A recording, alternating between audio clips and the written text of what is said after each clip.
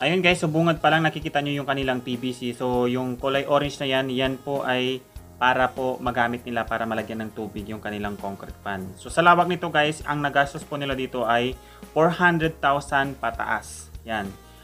So bali ang concrete pan na to ay 8x8. So ang pwedeng magkasya po dyan na fingerlings ay up to 20,000 fingerlings.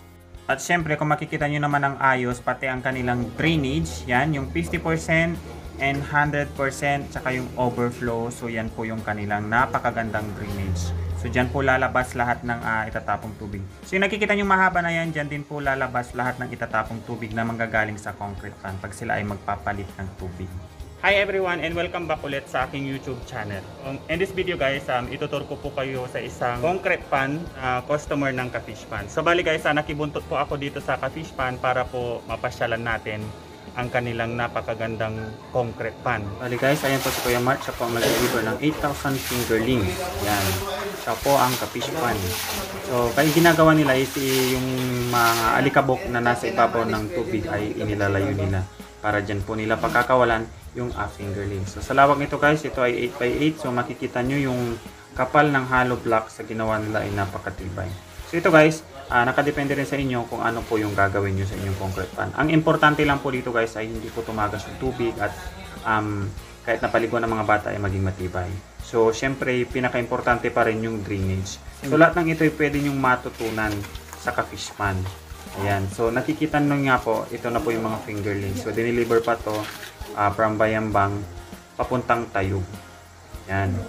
So, dito rin makikita nyo kung paano sila maglagay o kung paano pakawalan yung fingerlings ng tama doon sa kanilang bagong tirahan.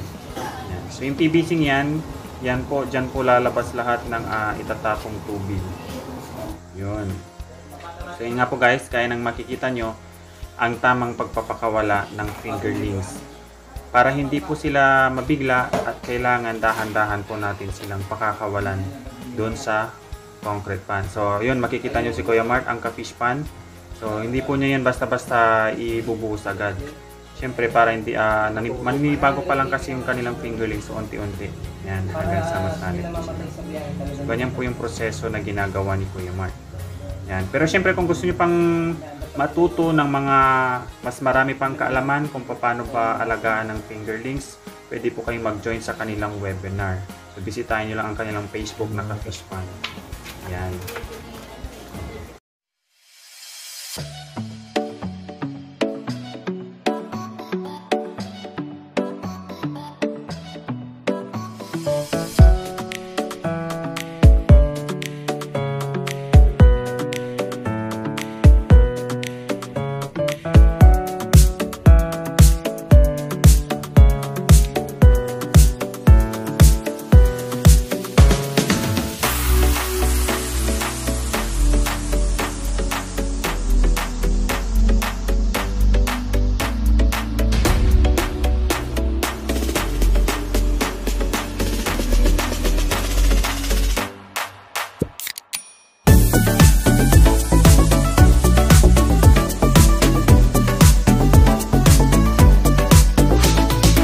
Guys, itong concrete pan po nila, talagang sinadya po nila itong ginawa. Hindi po ito dating peggery ng baboy.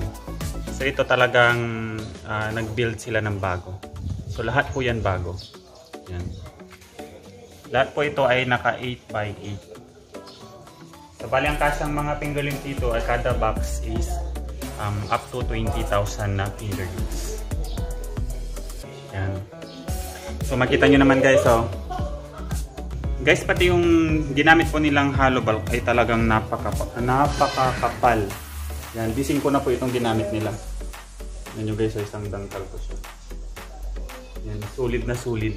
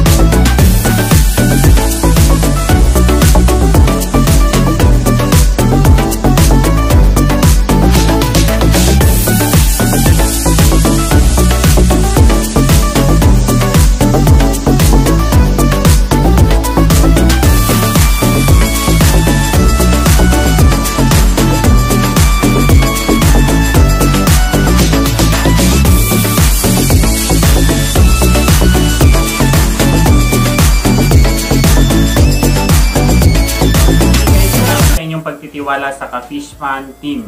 So masa po kayong guys na patuloy kayong tuturuan kung paano po magsimula ng pagninegosyo dito sa Hito. Dahil sa Hito may ginto, sa Hito may negosyo. So guys, gusto ko lang malaman nyo na Ka-Fish Fun ay meron po silang regular webinars Martes, Webes, saka Saturday tuwing 7 PM po ng gabi. So sa mga gusto pong umattend sa webinar para po mas lalo nyo pong maunawaan or para magkaroon kayo ng mas marami pang kaalaman kung paano po mag-alaga ng hito, ay umattend po kayo at mag-join sa kanilang webinar. Yan. So para po makasali po kayo guys, mag-message lang po kayo ng word na webinar sa kanilang Facebook page. So ito-search nyo lang po yung www.facebook.com/kafishfunofficials and then yun po ang kanilang Facebook page. So thank you guys for watching and then abangan nyo pa po ang susunod naming upload videos. Ito naman po ay sa Manawag. So sila po ay meron sulungan ng baboy na 2 years na po siyang hindi napapakinabangan. So ngayon dumating po ang Ka-Fish Fun para po sila ay tulungan. So thank you for watching.